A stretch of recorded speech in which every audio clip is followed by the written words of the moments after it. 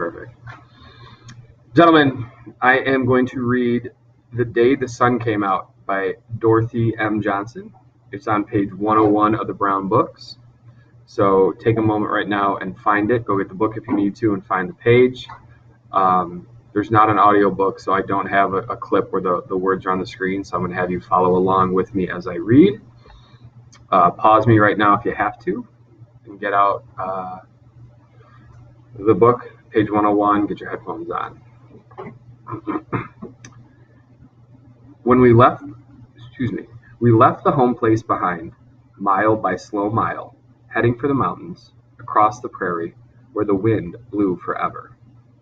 At first, there were 4 of us with the one-horse wagon and its skimpy load. Pa and I walked, because I was a big boy of 11. My 2 little sisters romped and trotted until they got tired and had to be boosted up into the wagon bed.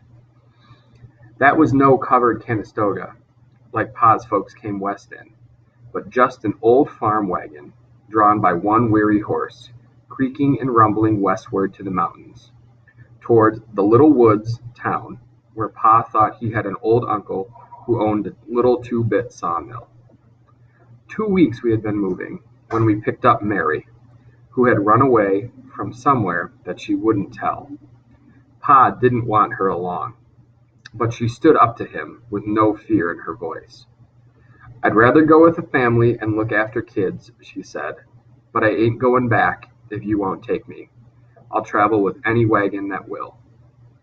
Pa scowled at her, and her wide blue eyes stared back. "How old are you?" he demanded. 18, she said. "There's teamsters come this way sometimes. I'd rather go with you folks, but I won't go back." "We pried near out of grub," my father told her. "We're clean out of money. I got all I can handle without taking anybody else." He turned away as if he hated the sight of her. "You'll have to walk," he said. So she went along with us and looked after the little girls, but Pa wouldn't talk to her. On the prairie, the wind blew, but in the mountains there was rain. When we stopped at little timber claims along the way, the homesteaders said it had rained all summer. Crops among the blackened stumps were rotted and spoiled. There was no cheer anywhere, and little hospitality. The people we talked to were past worrying.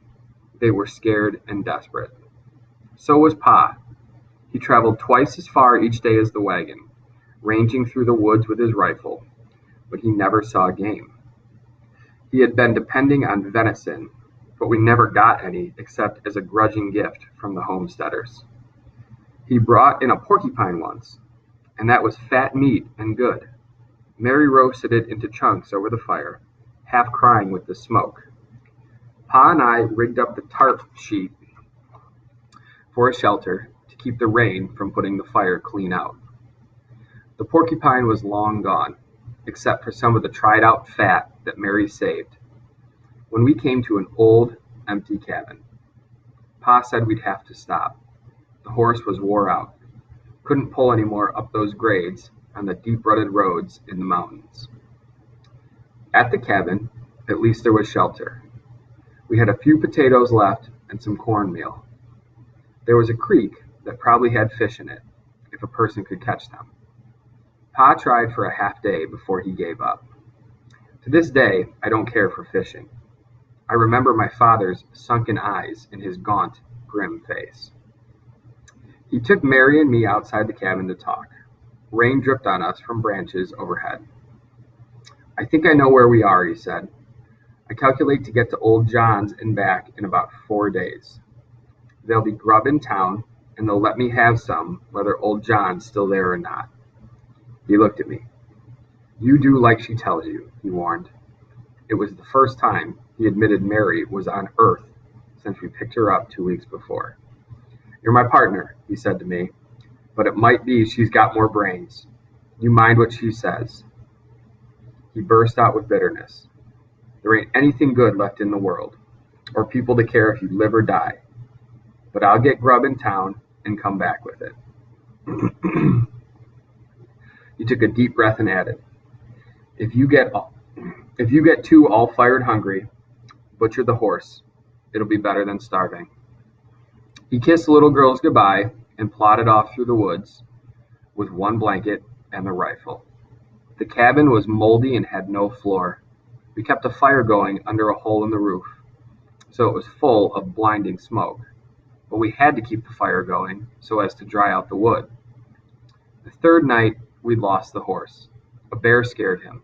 We heard the racket, and Mary and I ran out, but we couldn't see anything in the pitch dark. In the gray daylight, I went looking for him, and I must have walked 15 miles. It seemed like I had to have that horse at the cabin when Pa came home, or he'd whip me. I got plumb lost 2 or 3 times and thought maybe I was going to die there alone and nobody would ever know it. But I found the way back to the clearing. That was the 4th day, and Pa didn't come. That was the day we ate up the last of the grub. The 5th day, Mary went looking for the horse. My sisters whimpered, huddled in a quilt by the fire, because they were scared and hungry. I never did get dried out, always having to bring in more damp wood and going out to yell to see if Mary would hear me and not get lost. But I couldn't cry like the little girls did, because I was a big boy, 11 years old. It was near dark when there was an answer to my yelling, and Mary came into the clearing. Mary didn't have the horse. We never saw hide nor hair of that old horse again, but she was carrying something big and white that looked like a pumpkin with no color to it. She didn't say anything, just looked around and saw Pa wasn't there yet, at the end of the 5th day. "What's that thing?" my sister Elizabeth demanded.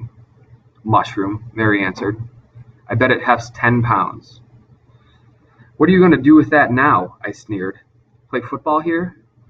"Eat it, maybe," she said, putting it in a corner. Her wet hair hung over her shoulders. She huddled by the fire.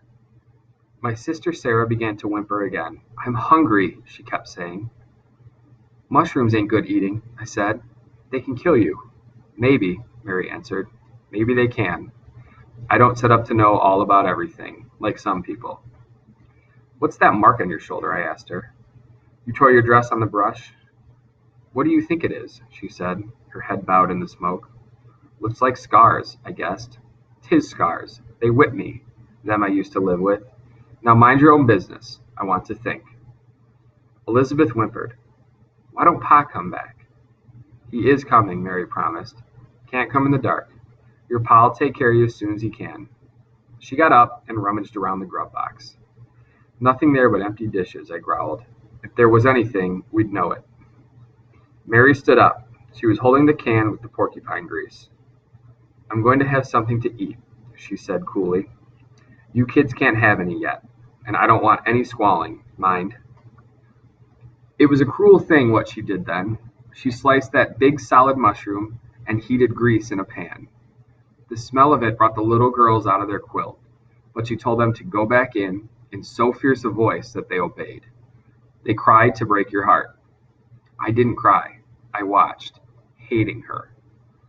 I endured the smell of the mushroom frying as long as I could. Then I said, "Give me some." "Tomorrow," Mary answered. "Tomorrow, maybe, but not tonight."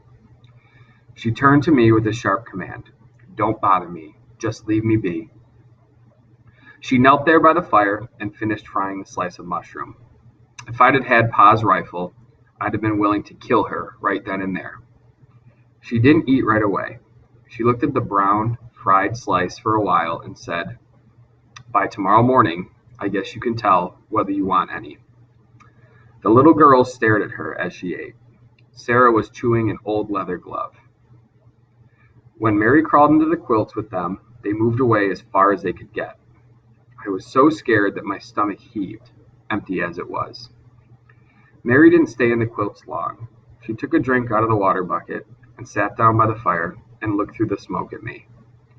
She said in a low voice, "I don't know how it will be if it's poison. Just do the best you can with the girls. Because your Pa will come back, you know. You better go to bed. I'm going to sit up." And so would you sit up if it might be your last night on earth and the pain of death might seize you at any moment. You would sit up by the smoky fire, wide awake, remembering whatever you had to remember, savoring life. We sat in silence after the girls had gone to sleep. Once I asked, "How long does it take?" "I never heard," she answered. "Don't think about it." I slept after a while, with my chin on my chest. Maybe Peter dozed that way at Gethsemane when the Lord knelt praying. Mary's moving around brought me wide awake. The black of night was fading. "I guess it's all right," Mary said. "I'd be able to tell by now, wouldn't I?" I answered gruffly, "I don't know." Mary stood in the doorway for a while, looking out at the dripping world as if she found it beautiful. Then she fried slices of the mushroom while the little girls danced with anxiety. We feasted, we three, my sisters and I, until Mary ruled, "That'll hold you," and would not cook any more. She didn't touch any of the mushroom herself. That was a strange day in the moldy cabin. Mary laughed and was gay. She told stories and we played Who's Got the Thimble with a pine cone. In the afternoon, we heard a shout, and my sister screamed, and I ran ahead of them across the clearing. The rain had stopped. My father came plunging out of the woods, leading a pack horse, and I well remember the treasures of food in that pack. He glanced at us anxiously as he tore the ropes that bound the pack. "Where's the other one?" he demanded. Mary came out of the cabin, then, walking sedately. As she came towards us, the sun began to shine. My stepmother was a wonderful woman. Okay, story is over. When you're done, if your classmates are still reading, be patient for a minute. We're going to talk about it, and then you got a few questions to answer. All right?